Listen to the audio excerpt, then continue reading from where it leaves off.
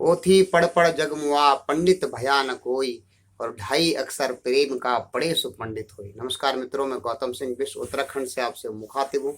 मित्रों, जैसे कि आप जानते हैं कि कोरा किताबी ज्ञान कभी भी फलीभूत नहीं होता जब तक कि उसको आप अप्लाई नहीं करना जानते हैं। मेरे ताऊ जी जो हम छोटे थे उस समय हमको बताया करते थे कि बेटा जो आप पढ़ रहे हो क्या इसको आप गुण भी रहे हो।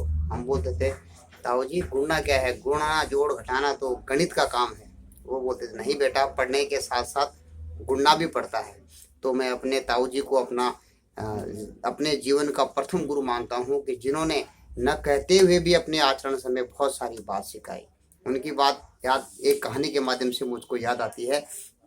एक समय किसी झील के अंदर एक नाव इधर से दूसरी तरफ को जा रही थी, और नाव पार करते समय सभी गांव के लोग जब उसमें बैठ गए तो उसमें एक पंडित भी बैठ गया।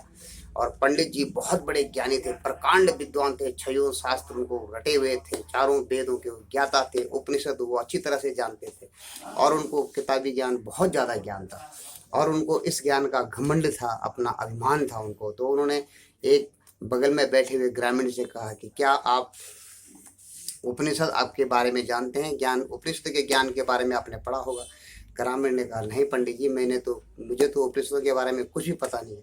तो पंडित बोलते हैं आपकी आधी जिंदगी तो ऐसे ही चलेगी। उसके बाद जब आगे चलते हैं तो बोलते हैं ठीक है, आपने उपनिषदों के बारे में नहीं पढ़ा है तो लेकिन आपने उनके बारे में पढ़ा होगा, वेदों के बारे में पढ़ा होगा। तो ग्रामीण बोलता है नहीं गुरुजी, मैंने तो वेद भी नहीं पढ़े। थोड़ी देर बाद बोलते हैं पंडित जी आपकी तो 3/4 जिंदगी ऐसे ही निकल गई। फिर थोड़ी देर बाद बोलते हैं चलो कोई बात नहीं, उपनिषदों के बाद रामायण और भागवतों और गीता भागवत का तो आपने अध्ययन किया होगा। तो ग्रामीण बोलता है गुरुदेव मुझे तो पढ़ना भी नहीं आता, मैंने इनमें किसी ग्रंथ का उपदेश न पढ़ा है और न ही मेरे को इतना ज्ञान है इनके बारे में। तो पंडित बोलता है आपका तो लगभग पूरा जीवन बिल्कुल खत्म हो जाएगा, समाप्ति की तरफ जा रहा है। आपने अपने जीवन में क्या किया, आपका जीवन तो यूं ही व्यर्थ चला गया। तभी तक थोड़ी देर बाद तूफानी हवाएं आती हैं और वो नाव डगमगाने लगती है, और डगमगाने लगती है जब नाव, तो नाविक कहता है कि सभी लोग अपने अपने नाव से उतर करके समुद्र में कूद जाएं, झील में कूद जाएं, अपनी अपनी जान बचाएं क्योंकि नाव पलटने वाली है। अब ग्रामीण बोलता है पंडित जी आपको तैरना आता है। पंडित जी बोलते नहीं बेटा, मैंने तो ज्ञान सीखा है, तैरना कर्म का काम तो मेरे को आता नहीं है।